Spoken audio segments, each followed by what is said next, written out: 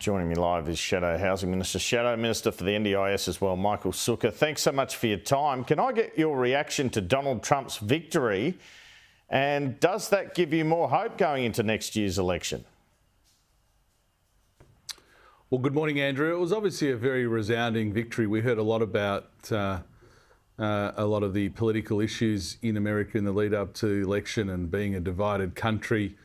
It seems to me, as an outsider looking in, that they're not as divided as many were suggesting. Donald Trump quite resoundingly won the popular vote, the electoral college.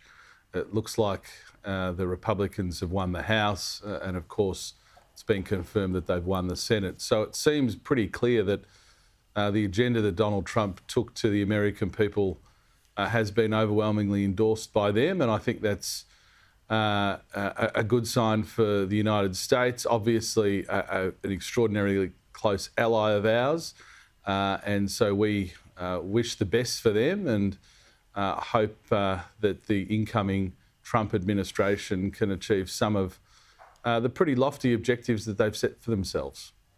What about at home, though? What about inflation and immigration issues here? Do you say, well, this is a bad time for incumbents, this is an opportunity for us?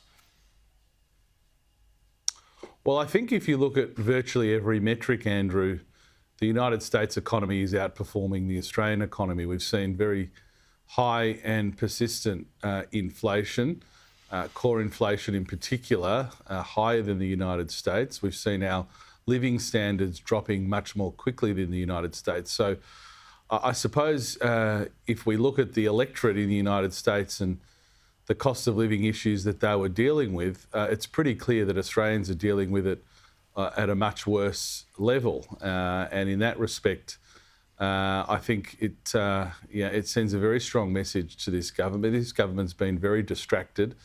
Obviously, they were distracted for the first 18 months of their term in government with their disastrous voice referendum. They have made terrible economic decisions that have made life worse for Australians. But I don't think we needed the United States election to emphasise just how important those issues would be. We've also seen in the housing area, obviously an area close to my heart, the government bringing in more than 1 million migrants over 2 years, whilst they're building fewer houses than we built for many, many years. So you can't build fewer homes and bring in record levels of migrants without that having an impact on the housing market, on rents, on first home buyers. So I don't think we should necessarily be surprised that the US election has highlighted that those sorts of issues will be at the front of mind for everybody in democracies, including Australian voters at the next election. It's going to take some pretty radical change to do what you want to do on migration, though, isn't it? Halve the net migration. Very radical change. Well, I don't think it's as radical as many would suggest. I mean, at the end of the day, we're talking about migration levels that are not dissimilar to the migration levels under John Howard. And I don't think we can achieve a new normal where we have more than 500,000 migrants per year, whilst our housing market can't keep up, while our infrastructure buckles, and while the standard of living of Australians goes backwards. Now, the Labor Party's obviously happy to accept that. They're happy to impose those costs on Australians. We're not. And it starts with the government of the day stating an objective as to what their migration targets are and what the levels are that they will pursue. And this idea that it's out of the hands of the federal government is ridiculous. More than 1 million migrants in 2 years, Andrew. You don't need to be a Rhodes Scholar to work out when we're building fewer homes, that's going to massively impact the standard of living of every other Australian. And so we don't apologise in taking migration levels back to a sustainable and more rebalanced level. All right, they're getting net migration down towards the early 300s a year now, but we have an ageing population. We don't have enough workers in construction, and Scott Morrison sent a lot of the young workers home during the time of the pandemic, and then we didn't take anyone for 2 years. So are these all factors in terms of why a higher level of net migration has been required. Well, the government's missed every target that they've suggested. So you can't look at any projection that they put in place with any seriousness. I mean, they've at each level, whether it's during the budget or my EFO, their migration levels they've absolutely massively blown out. So we've seen that again and again, and so it seems to me that the levels of migration are out of control, and the government has no willingness to address them. I think, of course, COVID was an extraordinary time, but that's no alibi for this government, quite frankly, Andrew. The government has to deal with the issues presented at the time. Government's not a position where you don't address emerging issues as they arise.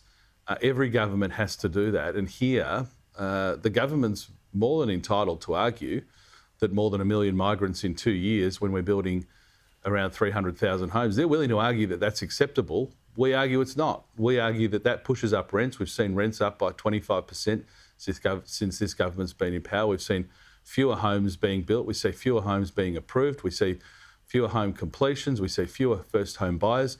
On every single metric, housing in this country has disastrously gone backwards.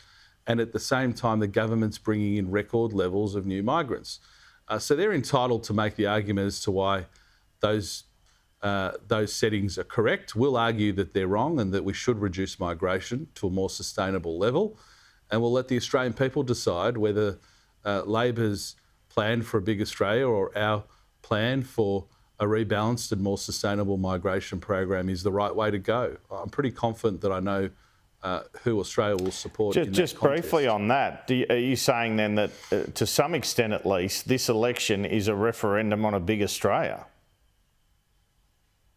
I think so. I think there's no doubt that Labor, by stealth, has put forward their plans, very famously outlined by Kevin Rudd, but we know it runs through the veins of the Labor Party. Their plans for a big Australia, their inability to get our migration system under control. We saw it in the last Labor government, their inability to secure our borders, and they said Operation Sovereign Borders would never work. Obviously, it did work. It will ultimately take a coalition government to clean up the mess of the Labor Party. But I think very clearly they have an agenda for a very big Australia, for huge levels of migration, unsustainable levels of migration. And we believe in a balanced migration program. I'm a product of migration, Andrew. My family is a migrant family. So I'm a huge supporter of migration, but it's got to be planned migration and it's got to be in our best interests as a country. And I think most Australians, I think, are forming the view that this government has very different priorities of what we've seen, more than 1 million migrants in 2 years. What do you make of the prospects for the PM of a trip this week to APEC and the G20 now, when Joe Biden will be there and there's no Harris administration? Well, look, as a government, as a member of Parliament, we always wish our Prime Minister the best when representing our country overseas. That's with all sincerity. In the end, the Prime Minister, when representing our country, you want to be able to achieve good things for our country. I hope the Prime Minister's more judicious in his remarks than remarks we've seen emerge in recent days, where he was, in a really inappropriate way as a senior shadow minister at the time, quite personally and viscerally critical of Donald Trump. So I hope he can exercise better judgment in representing Australia in those forums. In the end, the United States and Australia alliance transcends leaders, it transcends political parties, and we all have to do everything we can to ensure that the values that we hold dear as liberal democracies, who value freedom, that we are able to work together in that close way. So, of course, we wish the Prime Minister best and hope that he can do a little bit better than he's done in the past. I wanted to ask now about Shadow Transport Minister Bridget McKenzie belatedly declaring 16 flight upgrades. Why should she stay on the front bench? What's the point of parliamentary standards?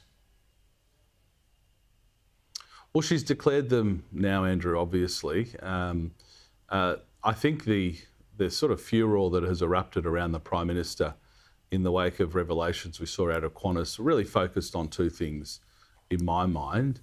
They focused on ministers, in his case, the Transport Minister, soliciting upgrades, actively soliciting upgrades, asking for upgrades, asking for favours, should we say, of Qantas. Well, what's the evidence? What's the evidence of that? What's the evidence of that? Other than a line in an unsourced line in a book.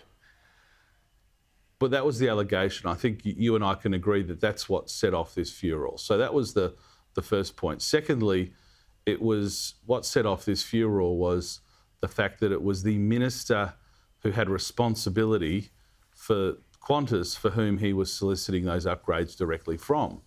That he was the person who was making decisions in relation to their industry, in relation to their business, and in relation to a number of aspects or the regulatory environment that impacted the business for whom he was asking those favours.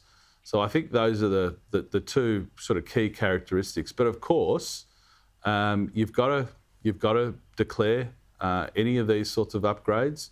I think, as the health minister just said in the interview before me, more often than not, these occur through no request. You just upgraded, and the right thing to do is to declare them. Bridget's done that now. She apologised for the oversight, but she was never the minister who had responsibility for Qantas. Yeah, but Michael Sukkar, she's shadow transport. She's shadow transport. How do you forget? How do you forget to declare 16 flight upgrades, and how do you then get away with it? How does anyone forget to declare 16 flight upgrades? Has she got amnesia or something?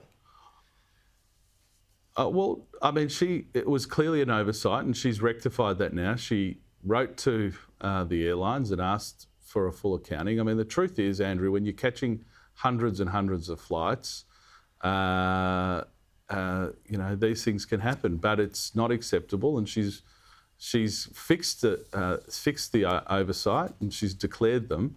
I think no one can argue that Bridget McKenzie has not been pretty tough in the way that she has dealt with a lot of the issues in the industry. But again, she didn't solicit them, and she wasn't the minister with oversight over the industry. And that's two very, very different situations between what the Prime Minister's alleged to have done. Let me ask finally, Michael Sukkar, the opposition appears, well, you're going to the election promising tax cuts, I believe, but also promising to rein back spending. Is one of those areas in which you'll do that the NDIS? Are you planning further cuts, further tightening of the NDIS? Is that a policy you'll look to take to the election? Well, look, we'll outline in good time before the election the full suite of policies we'll take. I think it is fair to say that if you look at what the government has done, that there has been a lot of very sloppy spending that has kept inflation high, which has kept interest rates high. But we'll in a holistic way, Andrew, make very clear to Australians what our plan is to get the economy, get Australia back on track, to put downward pressure on inflation, which will in turn put downward pressure on interest rates, because that's the key thing that's really killing Australian families at the moment. Labor seems to be fiddling while Rome burns.